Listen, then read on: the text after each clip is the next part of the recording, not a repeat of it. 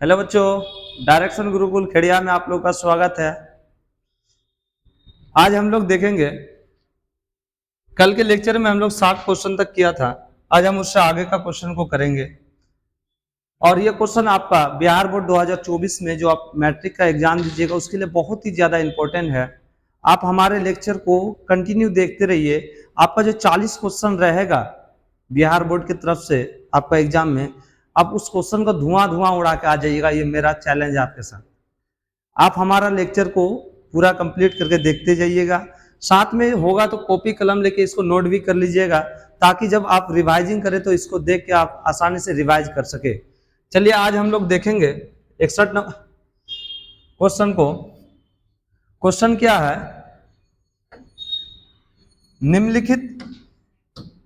निम्नलिखित में से कौन सी अनैच्छिक क्रिया नहीं है। जो अनैच्छिक क्रिया का मतलब क्या होता है, जो हमारा इच्छा के अनुसार नहीं होता हो उसको हम अनैच्छिक कहते हैं। जैसे उल्टी, अत्यधिक लार का निकलना, दिल की धड़कन, चबाना। इसमें कौन सा ऐसा क्रिया है जो आप अनैच्छिक क्रिया के रूप में जानते हैं? तो देखिए, उल्टी ये क्या है, अनैच्छिक क्रिया है। अत्यधिक लार का टपकना ये भी अनैच्छिक क्रिया है, वो कभी कभी टपक ही जाता है। दिल का धड़कन वो भी क्या, अनैच्छिक क्रिया है। लेकिन चबाना वो हमारे ऊपर डिपेंड करता है कि हम चबाना चाहते हैं या नहीं। तो क्या हो जाएगा, ये ऐच्छिक क्रिया होगा। तो यहाँ क्वेश्चन पूछा है कौन अनैच्छिक क्रिया नहीं है, तो हमारा आंसर क्या हो जाएगा, डी नंबर। क्या हो जाएगा, डी नंबर। चलिए हम लोग अगला क्वेश्चन देखते हैं। अगला क्वेश्चन क्या हम लोग का, अगला क्वेश्चन है, मानव में गर्भ की अवधि कितने दिन की होती है? जब महिलाएं गर्भवती होती है तो उसकी अवधि कितने दिन की होती है बच्चा को जन्म देने की? तो लगभग ये 270 दिन का होता है। कितना दिन का होता है, 270 दिन। या किसी किसी में आप जब देखिएगा तो कहीं कहीं आपको ये 280 दिन भी दिखेगा। क्या दिखेगा, 270 से 280 दिन, इस टाइप से लिखा हुआ रहेगा, 270 से 280 दिन। तो हमारा आंसर क्या हो जाएगा, यहाँ कहीं दिख रहा है वैसा ऑप्शन नहीं है, तो आंसर मेरा क्या हो जाएगा, ए नंबर हो जाएगा। क्या हो जाएगा, ए नंबर आंसर हो जाएगा। चलिए हम लोग अगला क्वेश्चन देखते हैं। अगला क्वेश्चन क्या है, अगला क्वेश्चन है, गंगा एक्शन प्लान कब शुरू हुआ? ये बहुत ही इंपॉर्टेंट क्वेश्चन है। जैसे आपको कोई प्लान के बारे में बात हो जो कि हमारा बिहार को विकास करने के लिए उसके बारे में चर्चा करता हो, तो आपके लिए बहुत ही ज्यादा इंपॉर्टेंट हो जाएगा। क्योंकि बिहार बोर्ड क्या करता है, वो चाहता है कि बच्चा को अपडेट नॉलेज रहे। तो यहाँ क्वेश्चन है, गंगा एक्शन प्लान कब शुरू हुआ था? अब गंगा एक्शन प्लान या चार ऑप्शन दिया है, 1973, 1985, 1971, 1983। तो आपका आंसर क्या हो जाएगा, 1973 में 1985 में क्या हुआ था, गंगा एक्शन प्लान स्टार्ट हुआ था। कब हुआ था, 1985 में। चलिए हम लोग अगला क्वेश्चन देखते हैं। अगला क्वेश्चन क्या है, अगला क्वेश्चन है हम लोग का, मुकुलन द्वारा अलैंगिक जनन। क्या है क्वेश्चन में, मुकुलन द्वारा अलैंगिक जनन निम्नांकित किसमें होता है? ऑप्शंस क्या क्या है, पहला ऑप्शन है ईस्ट, दूसरा है प्लाज्मोडियम, तीसरा अमीबा, चौथा इनमें से कोई नहीं। इसमें से किसमें मुकुलन द्वारा जनन होता है? आपको पता होगा, ईस्ट, हाइड्रा, इस सब में क्या होता है, मुकुलन द्वारा जनन होता है। किसके द्वारा जनन होता है, मुकुलन द्वारा जनन होता है। चलिए हम लोग अगला क्वेश्चन को देखते हैं। अगला क्वेश्चन हम लोग का क्या है, अगला क्वेश्चन है, निम्न में से कौन सी बीमारी श्वसन तंत्र से संबंधित है? जो हमारा श्वसन तंत्र होता है, इनमें से कौन सी बीमारी है जो उससे संबंधित होता है? पहला है डायरिया, क्या है, डायरिया। दूसरा ऑप्शन है टीबी, तीसरा ऑप्शन है निमोनिया, चौथा ऑप्शन बी एवं सी। यानी इन दोनों का बात कर रहा है। लेकिन आपको पता होगा, जब आप पढ़िएगा हम बीमार क्यों रहते हैं, तो वहां पे पढ़ाया जाता है निमोनिया बीमारी जब होता है तो वो हमारा श्वसन तंत्र को क्या करता है, इफेक्ट करता है। क्या करता है, श्वसन तंत्र को प्रभावित करता है। चलिए हम लोग अगला देखते हैं। अगला क्या है, अगला क्वेश्चन है 67 नंबर क्वेश्चन होगा, मनुष्य और अन्य मांसाहारी जीव निम्नलिखित में किसका पाचन नहीं कर पाते हैं? प्रोटीन, सेलुलोज, वसा और इनमें से सभी। किसका किसका पाचन का बात कर रहा है, प्रोटीन, सेलुलोज, वसा और इनमें से सभी। तो सेलुलोज का पाचन जो होता है, जो भी मनुष्य होता है या फिर अन्य जो मांसाहारी पशु होता है, वो सेलुलोज का पाचन नहीं कर पाता है। किसका पाचन नहीं कर पाता है? सेलुलोज का पाचन नहीं कर पाता है। तो आंसर क्या हो जाएगा? बी नंबर आंसर हो जाएगा। चलिए हम लोग अगला क्वेश्चन देखते हैं। अगला क्वेश्चन क्या है? अगला क्वेश्चन है, ब्रेन हैमरेज का मुख्य कारण है। कभी कभी सुनते हैं कि किसी को ब्रेन हैमरेज हो गया। ब्रेन हैमरेज क्यों होता है? बहुत ज़्यादा जब टेंशन लीजिएगा ना तो आपका ब्रेन हैमरेज हो जाएगा। क्या हो जाएगा? बहुत ज़्यादा टेंशन, आप एकदम पूरा एग्जाम के समय पूरा टेंशन जी जान लगा दीजिएगा। अभी से थोड़ा थोड़ा मेहनत कीजिए तो इस बीमारी से आप दूर रहिएगा। तो आपका आंसर क्या हो जाएगा? Hyper tension. क्या हो जाएगा? Hyper tension. कभी भी हाइपर टेंशन में नहीं आना है। आराम से पढ़ना लिखना है, सब आसान आराम से होता जाएगा। पढ़ाई इंसान के द्वारा ही पढ़ा जाता है, इसलिए टेंशन आप लोग को नहीं लेना है। चलिए 69 नंबर क्वेश्चन देखते हैं।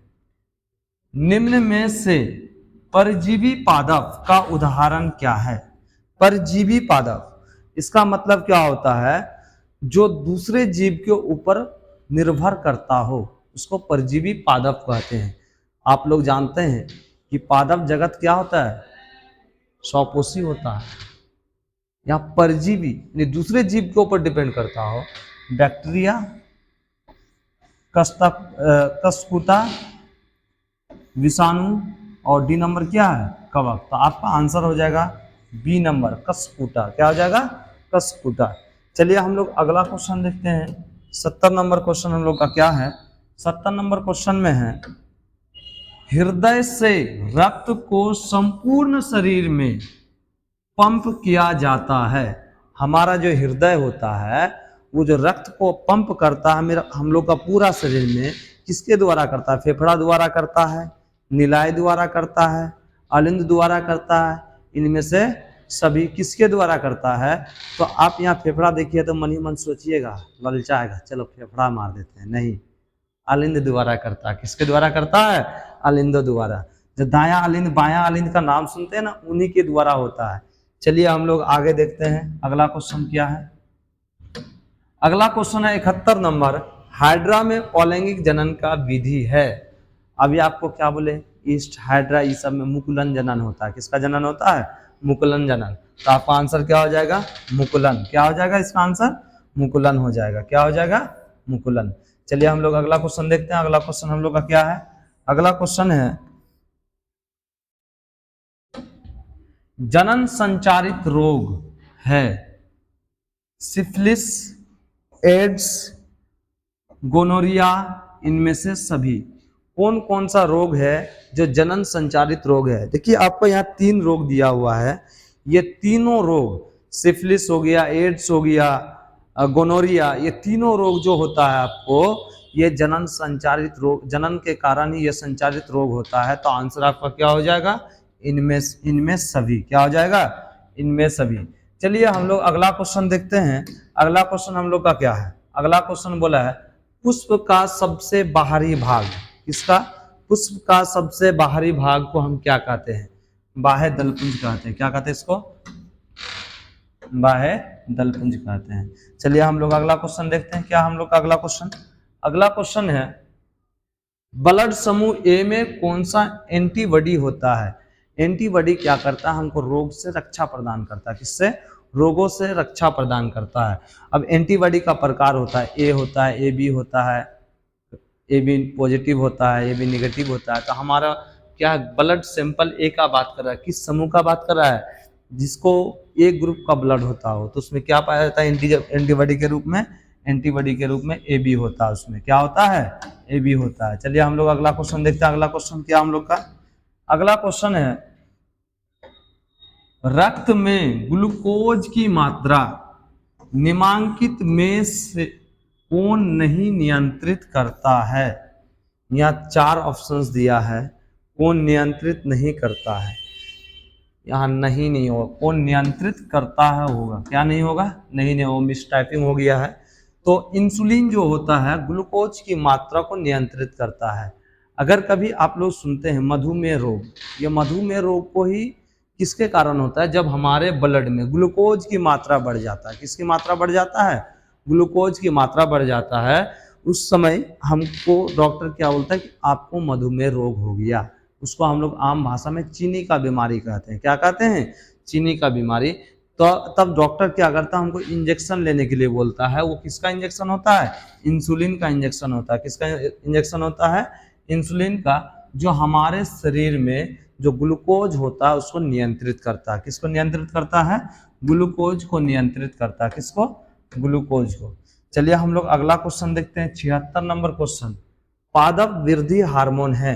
आपको पता है 4 प्रकार का पादप हार्मोन होता है, तो उसमें कौन सा हार्मोन जो है वो वृद्धि हार्मोन होता है? तो थोड़ा यहाँ ऑप्शंस में हम देखते हैं। एक जिब्रेलिन हार्मोन है, एड्रेनालिन हार्मोन, इंसुलिन हार्मोन तो होगा ही नहीं क्योंकि यह पादप हार्मोन होता ही नहीं है। और उसके बाद क्या है? थायरोक्सिन हार्मोन, ये भी नहीं होगा, ये भी पादप हार्मोन नहीं है। तो आपका आंसर क्या हो जाएगा? जिब्रेलिन। क्या हो जाएगा? जिब्रेलिन जो होता है पौधे के ऊपरी सिरा में होता है, जो कि पौधे को बढ़ने में सहायता प्रदान करता है। चलिए हम लोग अगला देखते हैं क्या है, 77 नंबर क्वेश्चन। 77 नंबर क्वेश्चन में बोला हार्मोन स्रावित होता है। जो हार्मोन का स्राव जो होता है, ये बहुत ही इंपॉर्टेंट क्वेश्चन होता है। अलग अलग एग्जाम में बहुत बार पूछा जाता है कि कहाँ किस ग्रंथि से हार्मोन का स्रावन होता है या फिर हार्मोन स्रावित होता है। तो यहाँ 4 ऑप्शंस दिया है। 4 ऑप्शंस में क्या किया दिया? पहला में बोला अंतःस्रावित ग्रंथि से, दूसरा है बाह्य स्रावी ग्रंथि से, तीसरा है नलिका से, चौथा है इनमें से कोई नहीं। तो आपका क्या हो जाए? अंतःस्रावी ग्रंथि से क्या होता है? हार्मोन का स्राव होता है। किससे होता है? अंतःस्रावी ग्रंथि से। चलिए हम लोग अगला क्वेश्चन देखते हैं। अगला क्वेश्चन है मनुष्य के मुख गुहा में कितने जोड़े लार ग्रंथियां पाई जाती है?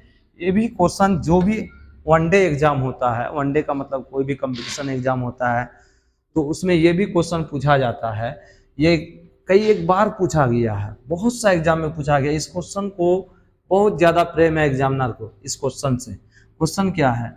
मनुष्य के मुख गुहा में कितने जोड़े लार ग्रंथि पाई जाती है? तो कितने जोड़े? पहला ऑप्शन है 1, दूसरा ऑप्शन है 2, तीसरा 3, चौथा क्या है? 4।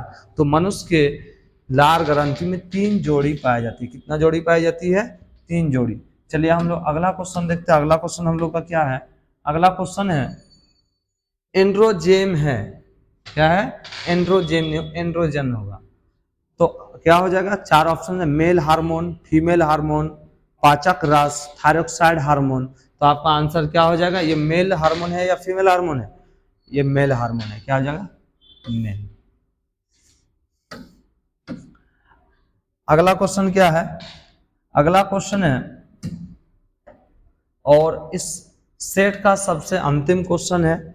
इसके बाद हम लोग दूसरा सेट को लेके आएंगे। पहला सेट जो हम लोग कर रहे थे आज, इसका ये अंतिम क्वेश्चन है। देखते हैं क्या है क्वेश्चन में। क्वेश्चन में दिया है मटर को अपने प्रयोग के लिए किसने चुना था? आपको पता होगा ग्रेगर जॉन मेंडल। तो यहाँ पे ऑप्शंस में मेंडल लिखा हुआ है, कहीं कहीं जे मेंडल भी लिखा हुआ रहता है। क्या लिखा हुआ रहता है? जे मेंडल भी लिखा हुआ रहता है, या फिर कहीं ग्रेगर जॉन मेंडल लिखा हुआ रहता है। तो आपको आंसर में मेंडल हर हाल में दिखेगा, वो आप टिक कर दीजिएगा, आपका वो सही होगा। आज हम यहाँ से पहला सेट को समाप्त करते हैं। हम इसके बाद अगला सेशन जब करेंगे तो दूसरा सेट को लेके आएंगे। उस सेट में भी लगभग 80 क्वेश्चन है, उसको 1-2 लेक्चर में उसको भी कंप्लीट कर लेंगे।